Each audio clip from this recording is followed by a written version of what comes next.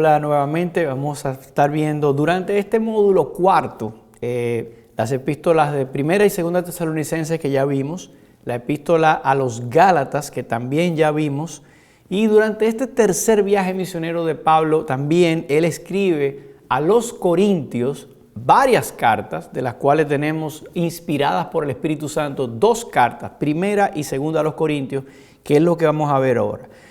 Esta iglesia a los Corintios, si ustedes ven un mapa, sería interesante para que ubiquen en el mapa geográficamente dónde estaba la ciudad de Corinto.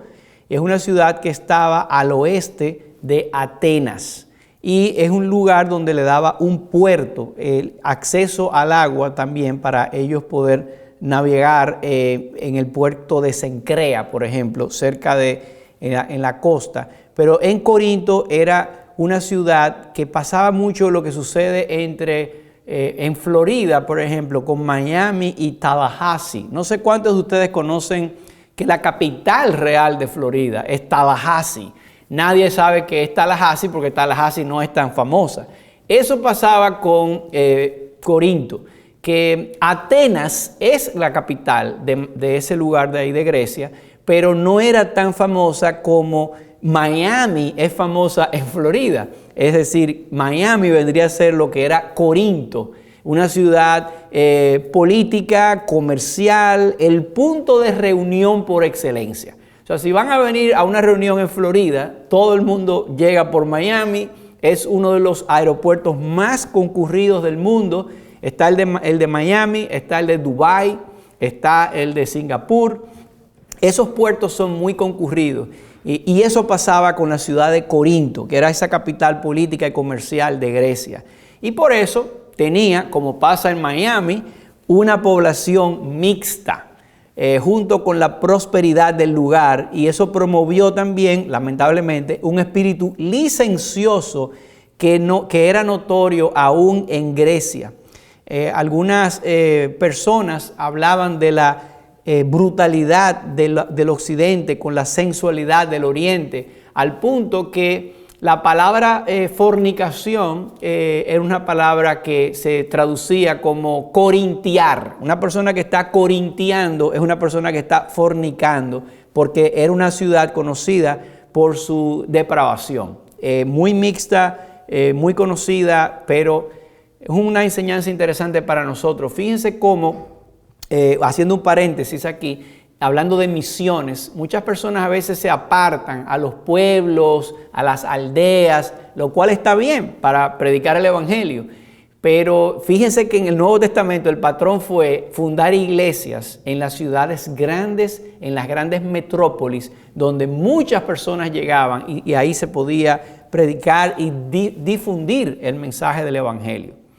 Así que durante el segundo viaje misionero de Pablo, recuérdense que él se separa de Bernabé y se va solo con Silas hasta la parte sur de Turquía, las ciudades de la región de Galacia, a visitar en su segundo viaje las iglesias de los Gálatas, donde él recoge a Timoteo y se lo lleva hasta su segundo viaje misionero por Troas, por Filipos, donde funda la iglesia de los filipenses, la iglesia de los tesalonicenses, la iglesia bereana, donde baja hasta Atenas solo porque fue perseguido. Luego Timoteo va donde él, le da un buen reporte de los tesalonicenses y él escribe estas cartas a los tesalonicenses.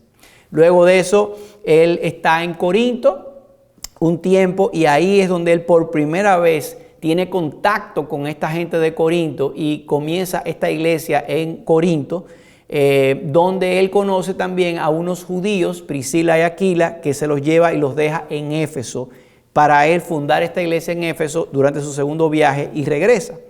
Durante entonces ese segundo viaje vamos a ver lo que dice Hechos capítulo 18 para que tengamos un contexto mejor de cómo Pablo conoció la iglesia de los Corintios. Así que voy a buscar Hechos en el capítulo 18 y voy a leer los primeros 11 versículos para que tengamos un contexto de esta carta, de este conocimiento de Pablo con los Corintios.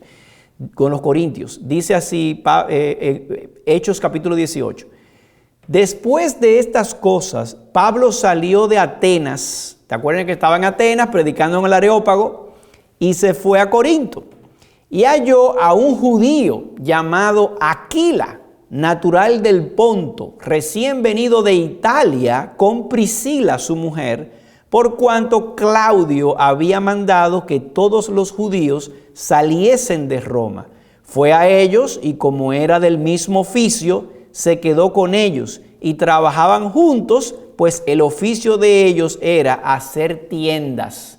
O sea que ya saben que Pablo se dedicaba a hacer como esas tiendas, estos tabernáculos, y eso era lo que hacía Priscila y Aquila, se encontraron en el mismo oficio. Versículo 4. Y discutía en la sinagoga todos los días de reposo y persuadía a judíos y a griegos.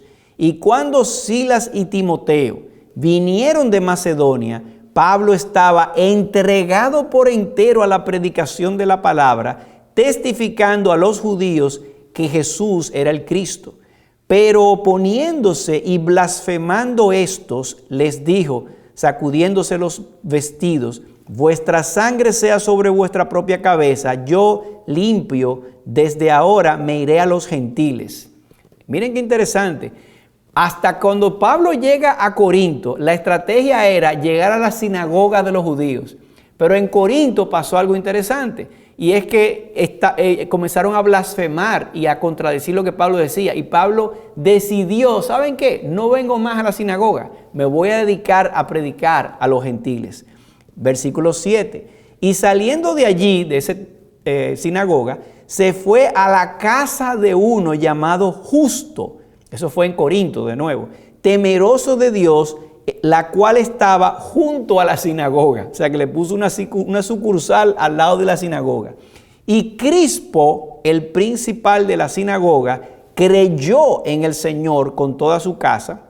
Y muchos de los corintios, oyendo, creían y eran bautizados.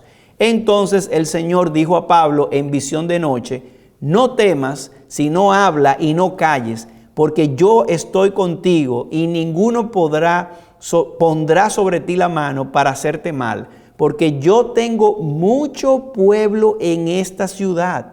Y se detuvo allí 1 año y 6 meses enseñándoles la palabra de Dios.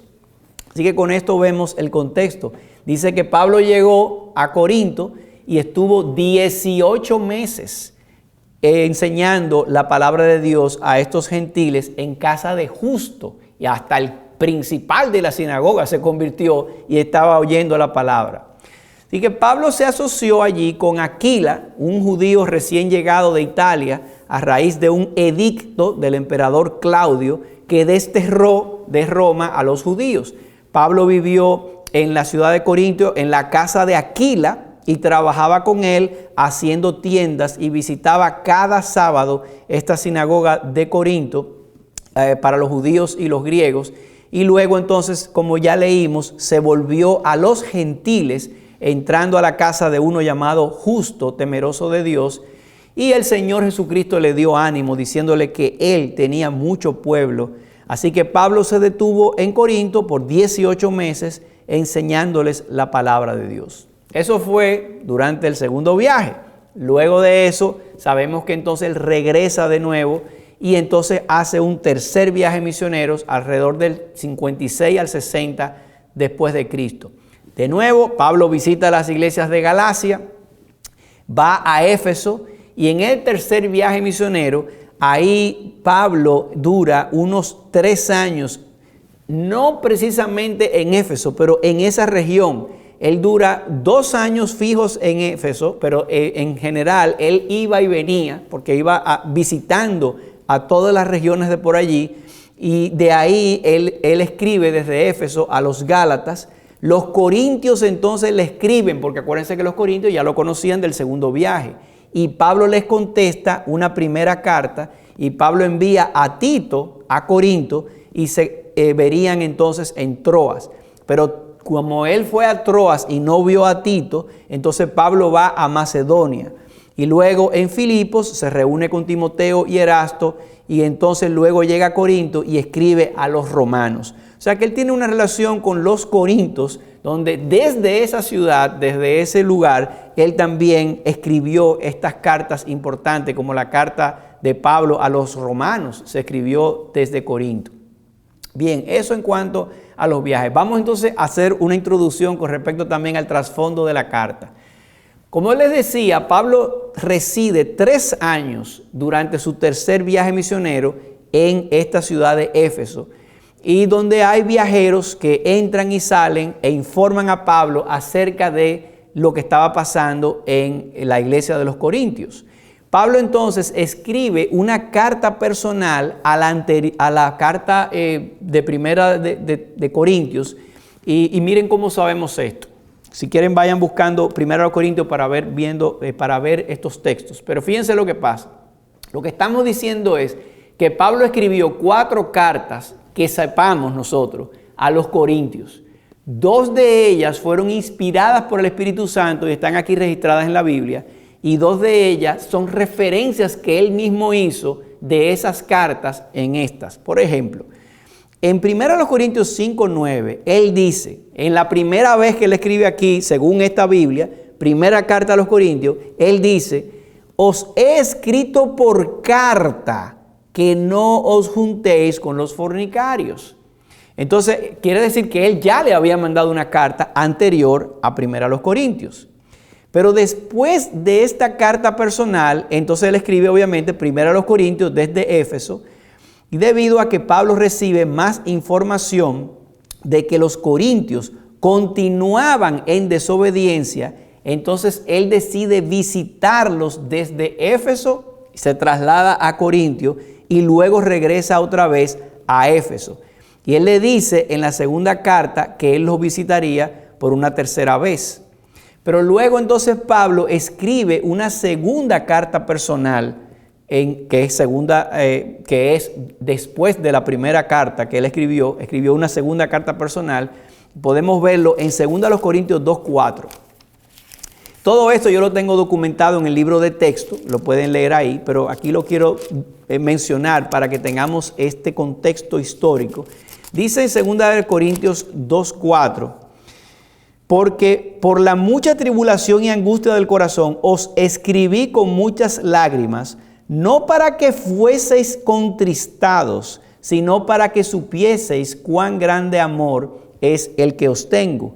Y luego en el capítulo 7, versículo 8 de la segunda carta, él dice lo siguiente, porque aunque os contristé con la carta, no me pesa, aunque entonces lo lamenté, porque veo que aquella carta, aunque por algún tiempo os contristó, ahora me gozo, no porque hayáis sido contristados, sino porque fuisteis contristados para arrepentimiento, porque habéis sido contristados según Dios, para que ninguna pérdida padecieseis por nuestra parte.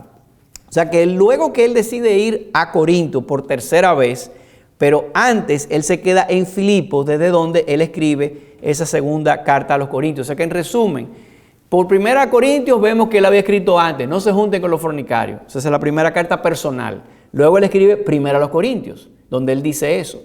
Luego hay una carta personal que él escribe que hace referencia en su segunda a los Corintios, que es la cuarta carta. Entonces en 2 Corintios él dice, yo le había escrito por una carta personal y los contristé. Y estoy contento, no porque ustedes se pusieron tristes, sino porque esa tristeza los movió a ustedes a arrepentimiento. Dice Pablo eso. Bien, los griegos se habían distinguido por una cultura que llevaba mucho a la especulación, a la vanidad, al amor a los placeres y al partidismo. A ellos les gustaba ser de un partido, de una escuela de pensamiento. Y una iglesia compuesta por este trasfondo cultural tiene una gran proporción de judíos convertidos, pero también tiene acoso a los falsos maestros. Era de esperarse que se presentaran este tipo de problemas que estamos viendo en la iglesia a los Corintios. Así que el tema principal de la carta primera, de 1 a los Corintios, es una amonestación pastoral de Pablo a los Corintios por sus divisiones, por el desorden en el culto, por la conducta inmoral y para contestar ampliamente a algunas preguntas que ellos le habían enviado y problemáticas que ellos estaban viviendo. Entonces, lo que podemos aprender de 1 Corintios es que una vida errada procede de una creencia errada. En la carta vamos a ver mucho eso. Como Pablo dice, ustedes creen esto, pero esto no es así. Ellos estaban creyendo ni siquiera que la resurrección ya se efectuó, o que no había resurrección de muertos, o que el cuerpo era para los alimentos y los alimentos para el cuerpo. Así que no importaba que si el cuerpo como quiera era como para comer, el sexo era para satisfacer el cuerpo también. Y se unían a una prostituta. Entonces tenían unas creencias de fruto de su cultura que los llevaba a tener una vida completamente errada. Entonces, la parte de la creencia correcta que quería partir Pablo aquí era del evangelio de la cruz. Y por eso él les habla en 1 Corintios diciéndole lo siguiente.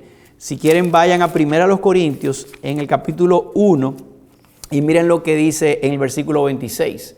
Pues mirad, hermanos, vuestra vocación, que no sois muchos sabios según la carne, ni muchos poderosos, ni muchos nobles, sino que lo necio del mundo escogió Dios para avergonzar a los sabios, y lo débil del mundo escogió Dios para avergonzar a los fuertes, y lo vil del mundo y lo menospreciado escogió Dios, y lo que no es para deshacer lo que es, a fin de que nadie se jacte en su presencia.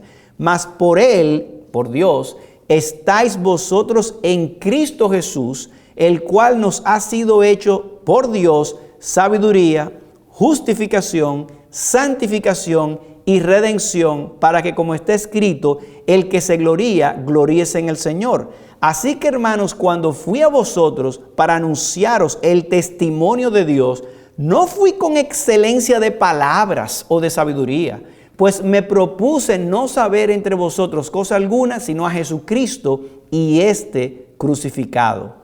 Entonces, Pablo le dice a ellos, ustedes como griegos aman la sabiduría y aman, pero ustedes saben que ustedes primero son necios porque Dios escogió lo necio del mundo. Ustedes no son sabios. Ustedes son lo vil de este mundo, pero Dios escogió lo vil para hacerlo preciado. Y Dios los hizo a ustedes su sabiduría, su justificación, su santificación y su redención, para que nadie se gloríe. Así que no te jactes. El que se gloría, gloríese en el Señor. Eso es lo que él le dice. Entonces Pablo trata el tema de la cruz, la sabiduría humana y la divina, la obra del Espíritu Santo en la iluminación, el tema de la carnalidad a causa de la inmadurez, la transformación de los creyentes, la santificación, nuestra unión con Cristo, el rol de la mujer, el matrimonio, el divorcio, el bautismo por el Espíritu, la unidad de la iglesia. O sea que, ¿por qué digo esto? Porque hay personas que dicen, bueno, pero Pablo aquí dice que él se propuso solamente predicar a Cristo y este crucificado. ¿Qué significa eso? Que todos los domingos tú vas a predicar de Juan 3:16 y del Evangelio. No, lo que significa es que Pablo habló de todos estos temas, pero siempre apuntando a la cruz de Cristo. Cuando ustedes ven todos los problemas que él aborda aquí, el problema de la carnalidad, de la sexualidad, de la inmoralidad sexual, del matrimonio, de la resurrección, de los dones, del rol de la mujer en la iglesia, todo lo apuntaba a Cristo, que es la cabeza. Entonces eso es lo que debemos hacer nosotros, predicar el Evangelio, y en lugar de dar una lista de deberes o de legalismo, lo que debemos es apuntar al Evangelio de Jesucristo, porque el Evangelio permea todas las áreas de nuestra vida. Entonces la enseñanza del Evangelio establece una verdad fundamental sobre la cual se manifiesta una conducta piadosa. La predicación de Pablo, lo que ya leímos, es Jesucristo y este crucificado. Ahora, en la segunda carta, es una carta que tiene un tono diferente, una carta que es muy descuidada, ha sido poco leída.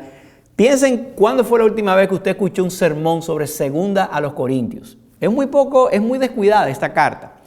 Y esta carta trata de lo siguiente, es una enseñanza de Pablo acerca del arduo trabajo de los siervos de Dios en la obra del ministerio, la cual se realiza con la capacitación que provee el Espíritu Santo a sus ministros. La segunda epístola difiere de la primera en su foco, para hablar Pablo un poquito de sus temas personales, más que de una enseñanza doctrinal o del orden de la iglesia. Se nota más al apóstol Pablo como ser humano, sus sentimientos, sus deseos, sus aversiones, sus ambiciones, sus obligaciones. Como no hay tanta enseñanza sistemática, Pablo no sigue como una estructura como la primera carta, sino que él está hablando de todo un poco.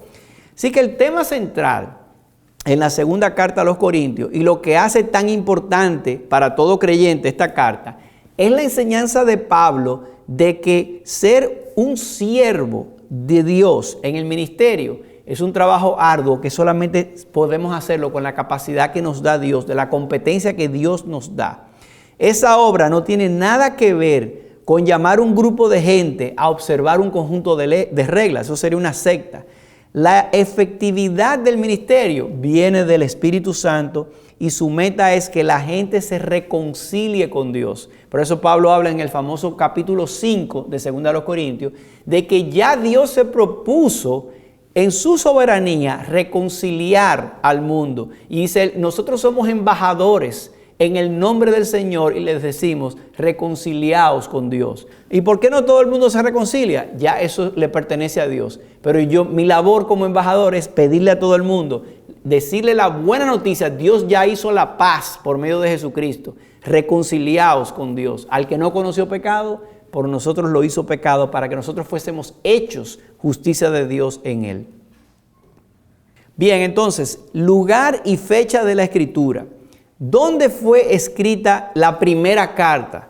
Bueno, él estaba en Éfeso. ¿Dónde fue escrita la segunda carta? Él en ese momento estaba en Filipos, en Macedonia, porque acuérdense que él había quedado con Tito de verse en Troas, pero él no apareció. Entonces, de ahí Pablo decide irse a Macedonia. Eso durante el tercer viaje. Recuérdense que en el tercer viaje él estaba fijo en Éfeso por 2 años, pero de ahí él viajaba, iba y volvía. Entonces, cuando él va a Troas y no ve a Tito, entonces sigue a Filipos y estando allí durante su tercer viaje, él escribe esta segunda carta a los Corintios. Entonces, ambas fueron escritas durante el tercer viaje, pero quizás la primera fue en el 59, la segunda fue en el año 60 después de Cristo. Recuérdense que con esto de la cronología no podemos ser muy dogmáticos porque es muy difícil precisar esas fechas, pero es para que tengamos una idea de qué fue antes y qué fue después. Destinatarios y propósitos. ¿Cuál es el propósito de esta carta de 1 Corintios? Como dijimos, ordenar una congregación que estaba en pecado para instruirla con la sana doctrina y responder a sus interrogantes. O sea que ese no está tan complicado.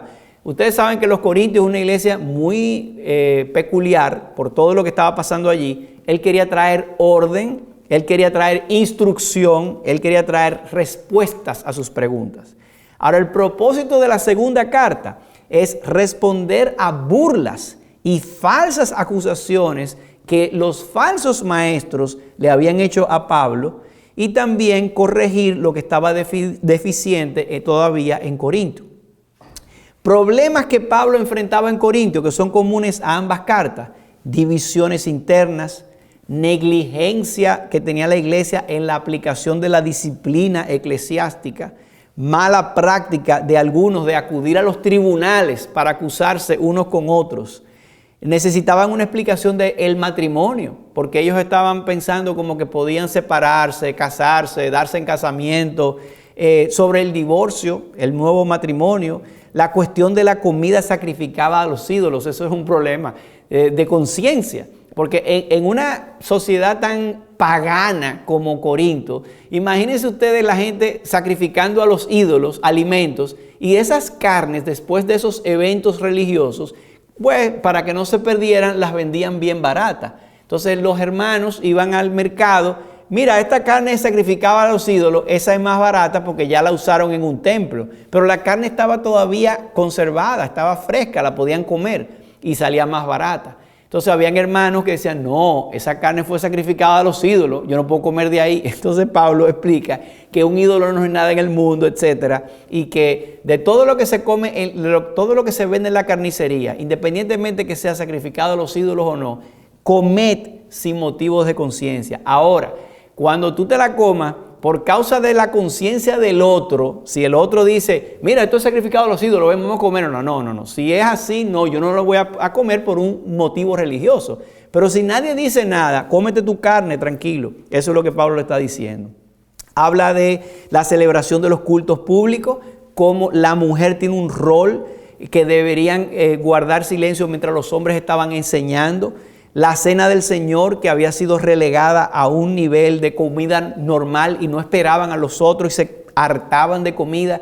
Pablo decía, no, el momento de la cena del Señor no es para nosotros. Si ustedes tienen comida en sus casas, coman en sus casas, satisfagan sus estómagos en sus casas, pero aquí esperen, y si hay alguien que no tiene comida en su casa, compartan el alimento, pero tenemos que celebrar esta cena con reverencia, con discerniendo el cuerpo de Cristo y teniendo eso en cuenta. Ciertas personas también estaban negando la resurrección de Cristo y entonces él tiene que hacer el capítulo 15 para hablar de que si Cristo no resucitó, vana es nuestra fe, estamos todavía en nuestro pecado. Entonces hablaba de la resurrección. Y falsos hermanos que difamaban el nombre de Pablo y ponían en duda su apostolado, que eso él lo trata más en la segunda carta. Así que bien, vamos a hacer un resumen entonces de la primera carta y luego un resumen de la segunda carta. En cuanto a la primera carta, recuérdense que Pablo escribe a una iglesia joven de 3 a 5 años de fundada, una iglesia inmadura que él le llama en 1 Corintios 3:1 niños en Cristo, porque había escuchado algunos informes preocupantes acerca de ellos y quería entonces responderle a las preguntas que ellos tenían. Por ejemplo, en el 7:1, fíjense cómo él se refiere a esas preguntas. En cuanto a las cosas que me escribisteis, bueno le fuera al hombre no tocar mujer. Entonces le explica en base a lo que ellos le estaban preguntando. Entonces, ¿qué podemos ver en la carta como resumen? Los primeros 6 capítulos hablan de respuestas de Pablo a problemas que él tenía mucha preocupación. Por ejemplo, el tema de la división. Ellos estaban divididos y querían, en lugar de mantener la unidad, estaban parcializándose. Y entonces Pablo les habla a ellos en los capítulos 1 al 4 acerca de que no debemos tener esa división. Luego habla también de la inmoralidad sexual que había en medio de ellos y de la disciplina para tratar esos casos. Fíjense lo que dice en 1 Corintios 5. De cierto se oye que hay entre vosotros fornicación, y tal fornicación cual ni aún se nombra entre los gentiles, tanto que alguno tiene la mujer de su padre, y vosotros estáis envanecidos. ¿No deberíais más bien haberos lamentado para que fuese quitado de en medio de vosotros el que cometió tal acción? Entonces él habla y los amonesta porque no tenían una disciplina sana en la iglesia. También con el tema del capítulo 6, se iban a pleito, a los tribunales, en lugar de ellos resolver sus asuntos. Y en el capítulo 7, lo que leí hace un momento, respuestas a las preguntas que ellos tenían. Ellos preguntaron sobre el matrimonio, ellos preguntaron sobre las costumbres sociales, lo de la libertad de comer comida o carne sacrificada a los ídolos en el capítulo 8, sobre la mujer en el servicio de adoración, sobre la Santa Cena, sobre los dones espirituales, sobre la resurrección y sobre la ofrenda para los santos, que eso es en el capítulo 16 de 1 Corintios. Y luego tenemos entonces la segunda carta a los Corintios, donde yo les decía que es una carta más personal y por eso no tiene una estructura en cuanto a temas sistemáticos, sino que Pablo habla de diferentes temas. Por ejemplo, él los saluda en el primer capítulo y luego desde la sección del capítulo 1, versículo 12 hasta el 7, él habla de su ministerio, habla de los planes que él tenía, del castigo que pasó con el ofensor, porque ellos pusieron en disciplina finalmente a la persona que cometió la fornicación. Habla de la ausencia de Tito cuando Tito no apareció, habla de la naturaleza del ministerio, de cómo debe hacerse el ministerio y una exhortación a los corintios.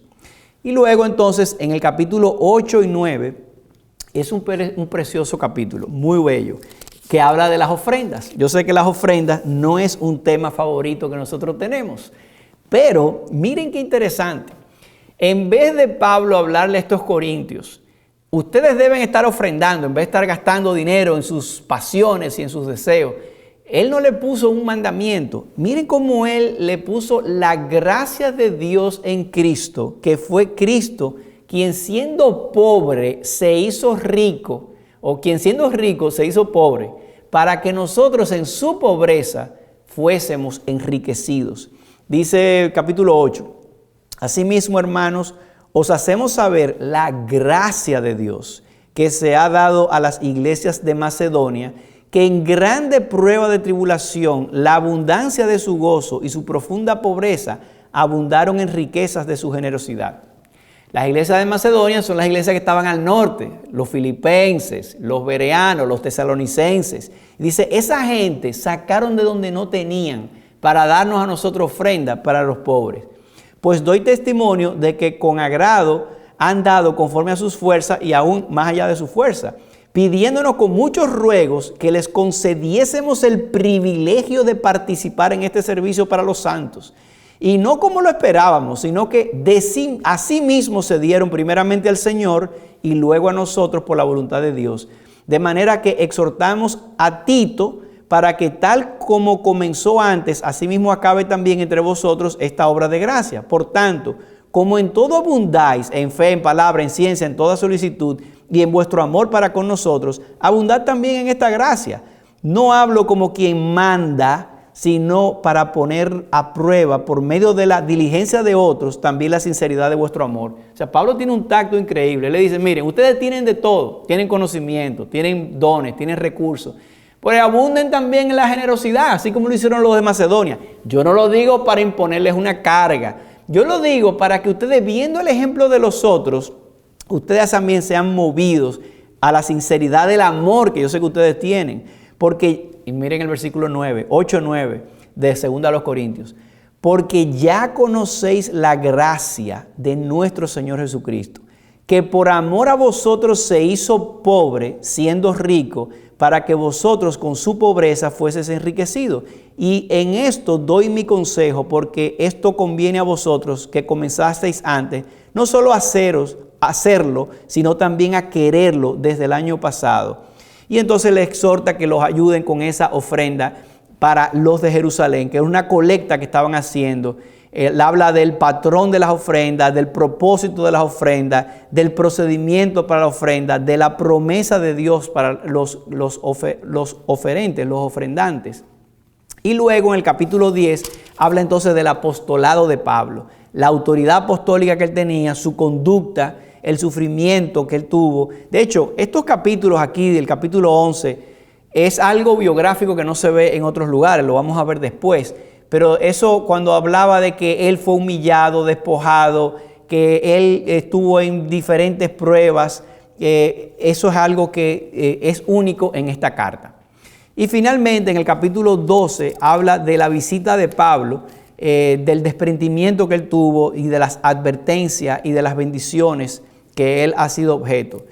Un texto famoso en el capítulo 12 es cuando él dice que él mismo tiene un aguijón en su carne, que nunca se ha sabido qué es ese aguijón, sería una enfermedad, sería una persecución, pero él dice que 3 veces le pidió a Dios, quítame este aguijón, y Dios le dijo, bástate mi gracia, porque mi poder se perfecciona en la debilidad.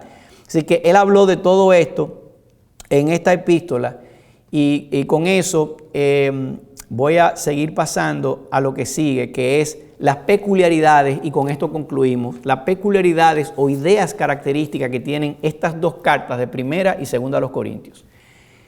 ¿Qué ideas claves o características vemos en Corintios? Bueno, en 1 Corintios hay un énfasis a la unidad de la iglesia local como un cuerpo de Cristo. Hay un énfasis a la santidad de la iglesia como parte del cuerpo de Cristo.